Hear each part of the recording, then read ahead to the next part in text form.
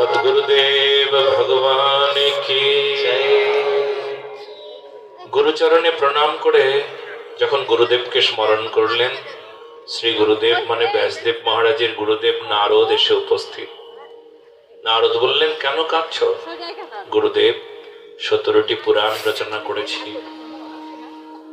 মহাভারতের মতন বিখ্যাত গ্রন্থ রচনা হয়েছে, মনে হচ্ছে তাতেও কিছু মানুষের উপকার করতে পারলাম না।